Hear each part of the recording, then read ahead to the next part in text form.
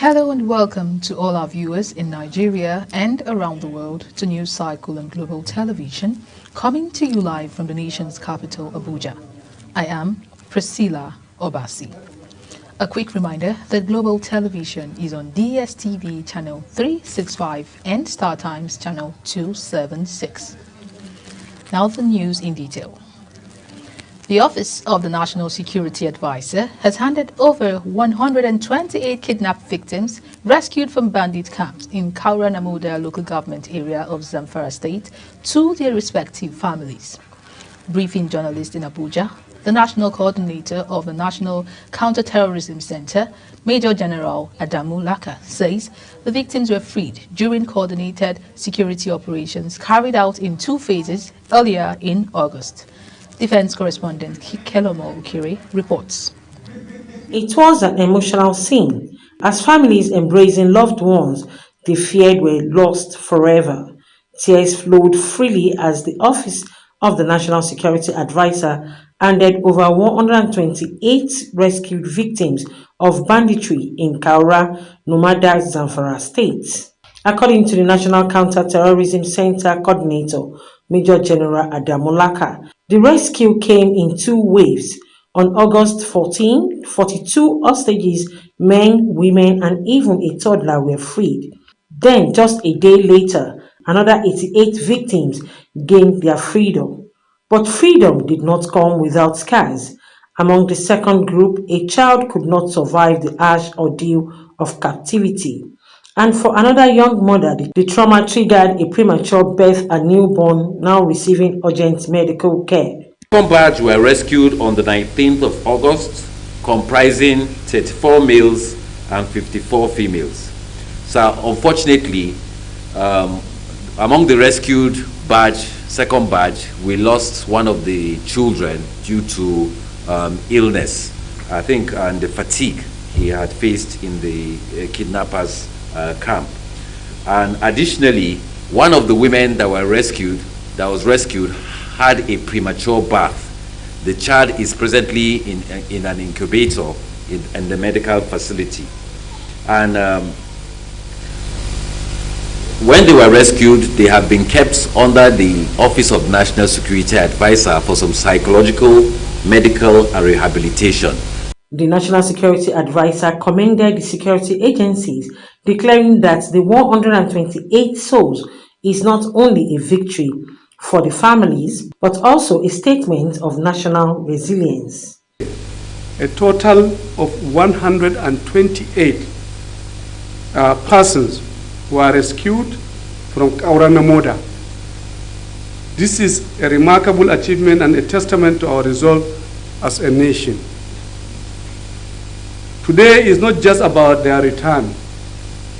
It is about reaffirming our collective resolve as a nation to create a more secure environment for every single person living with. For the victims, freedom marks the end of the nightmare. For Nigeria, it is a reminder that the fight against banditry continues with no room for retreat. Kelomo Ukiri, Global Television News.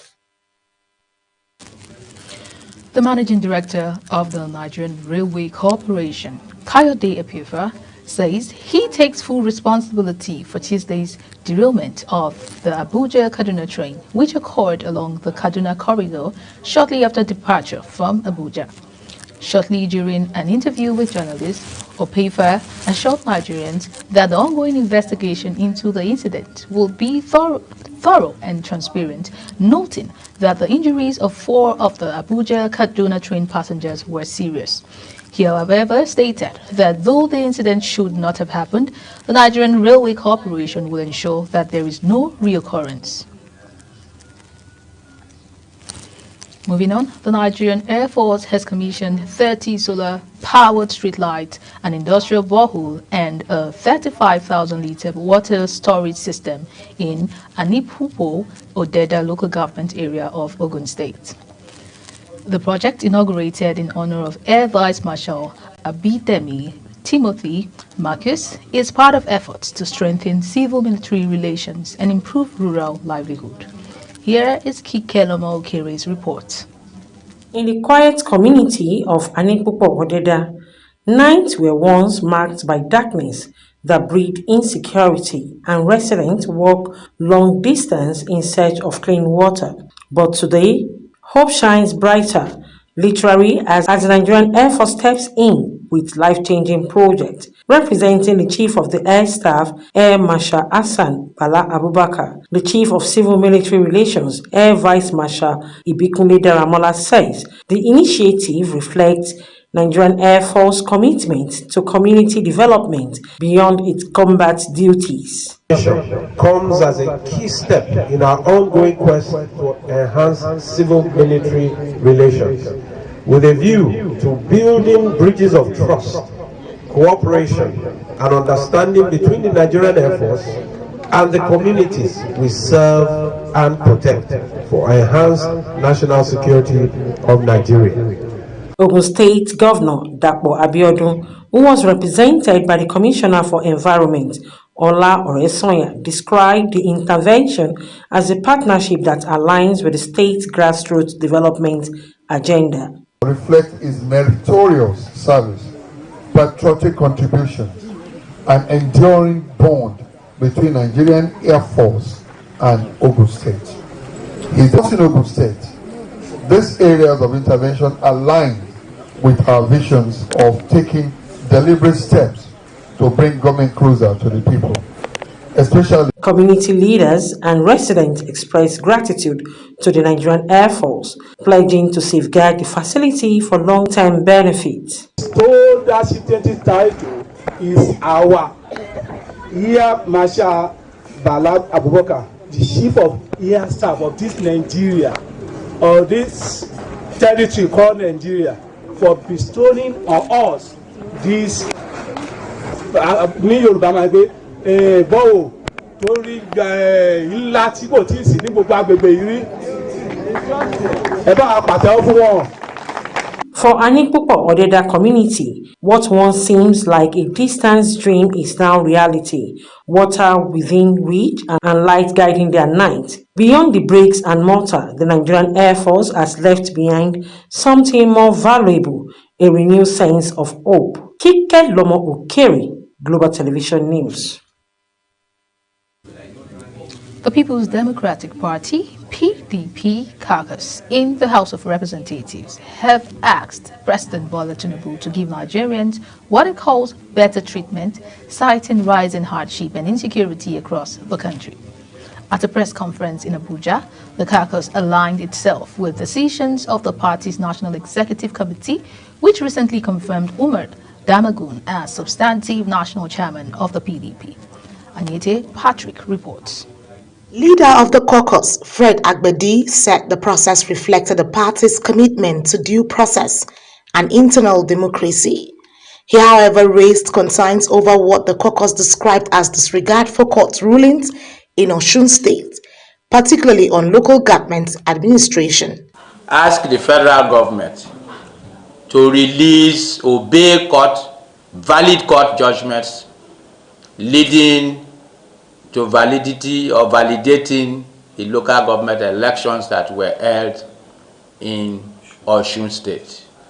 Osun State is led by a PDP governor, a successful government and governor who has proved that he's in touch with his people and is delivering dividends of democracy to the people of Osun State. This is anti-democratic, and as a party caucus in the House of Reps, who are lawmakers, we insist that the right thing be done, due process be complied with, legal judgments be obeyed, so that Osun State and the people of Osun State and the local governments will enjoy the benefits of the creation and administration of local governments in Osun State. The lawmakers further decried what they call increasing insecurity and economic hardship nationwide, urging the federal government to prioritize the welfare and safety of citizens. They also called for the prompt payment of indigenous contractors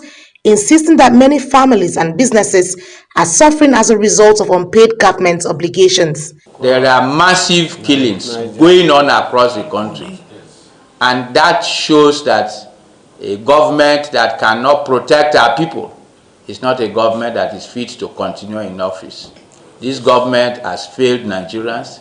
The APC government, for the past 12 years, 10 years that have been in power, has failed Nigerians.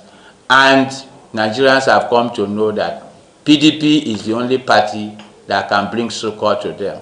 Not only killings, there's a lot of hardship in this country. And Nigerians are groaning in their pains daily. People are committing suicide because the government is not paying attention to them. The caucus assured that it will continue to uphold the administration accountable through robust legislative engagement. The PDP caucus emphasized that Nigerians deserve a government that protects lives, respects court judgment, and eases the current burden of hardship. Annie Tie Patrick, reporting for Global TV. You're watching the live broadcast of News Cycle. When News Cycle returns, Lagos States to host 2025 International Badminton. Details coming shortly, plus business and foreign stories on the other side of this break. Please stay with us.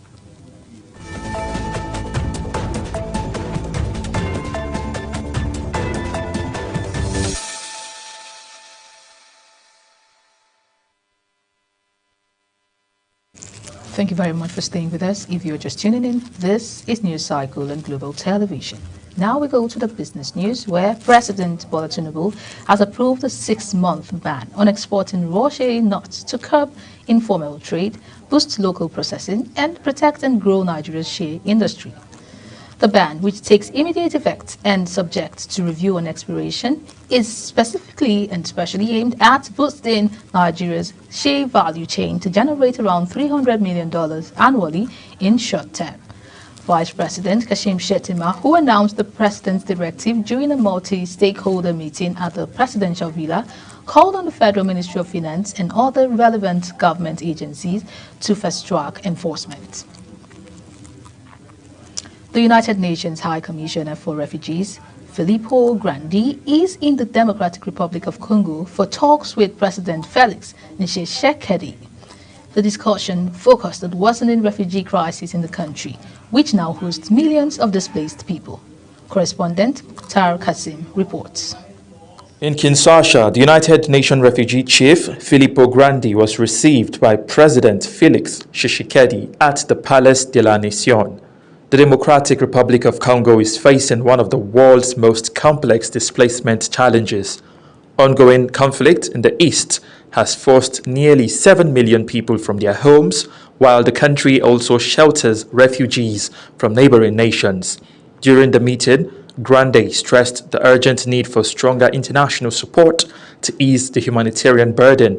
He also highlighted recent repatriation efforts, including the safe return of more than 500 Rwandan refugees last month under the United Nations supervision.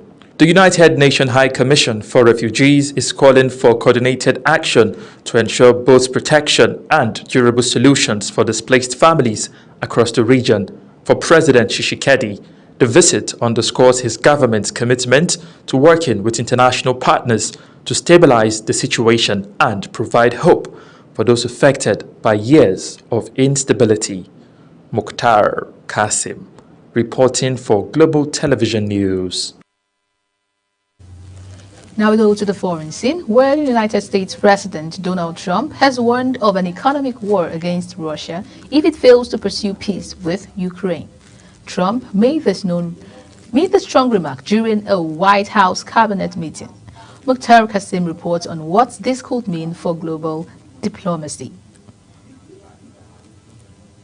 In Washington, President Donald Trump used the cabinet meeting to issue a stark warning to Moscow, hinging the future of peace on economic pressure.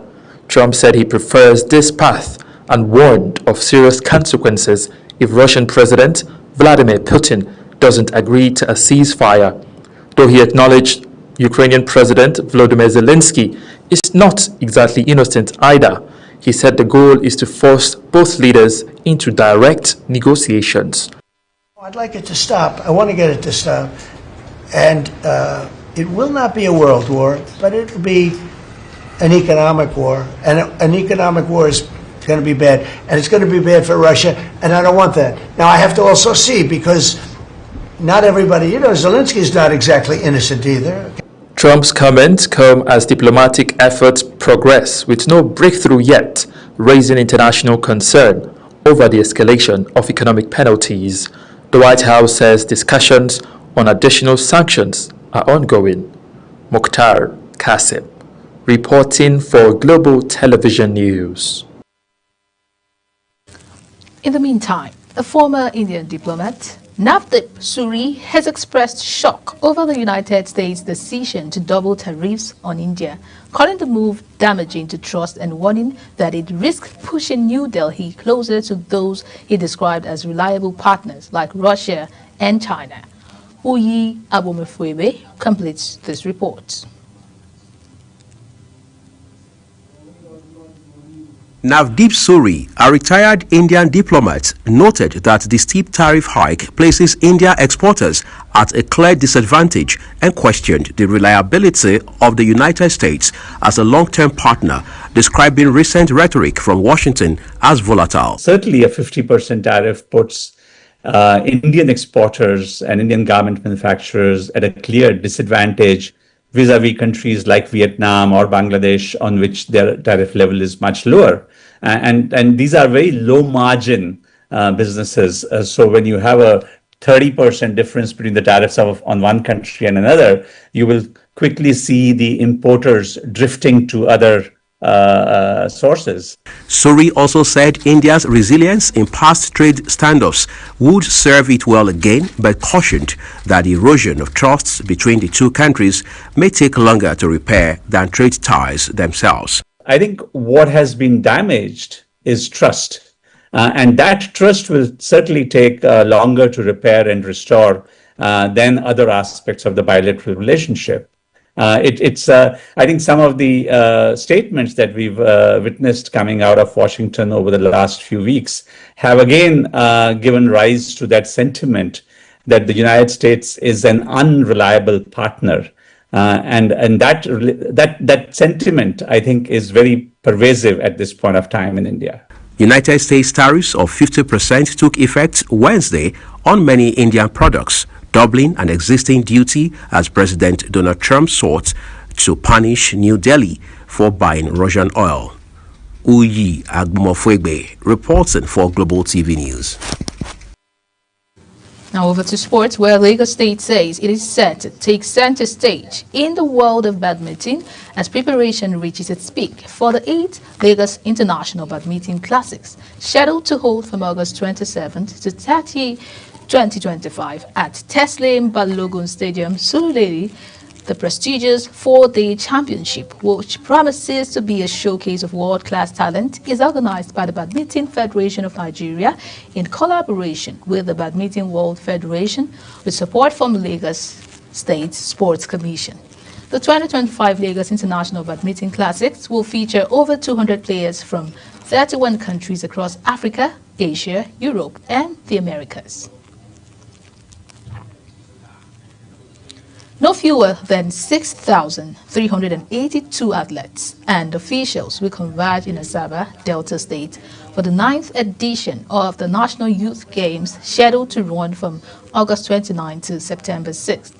Organized by the National Sports Commission, the Games aim to promote grassroots sports and unearth the next generation of Nigerian champions.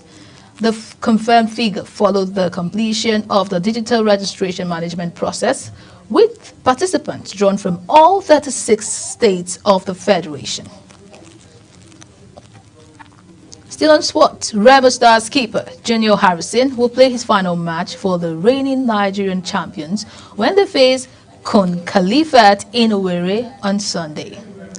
Nduka, who has been a key figure in the Ikenne-based club rise, is leaving at the end of his contract and is set to join Erbil Sports Club, Iraq. According to the club resources, the defender opted to pursue his career abroad rather than renew his deal or move to another Nigeria Premier Football League side. And that is it on Global TV News Cycle. A quick reminder, the Global Television is on DSTV channel 365 and StarTimes channel 276. Kindly follow us across all our social media platforms, now showing on your screen using the handle at Global TV NG. I am Priscilla Obasi. Thank you very much for watching. Good evening.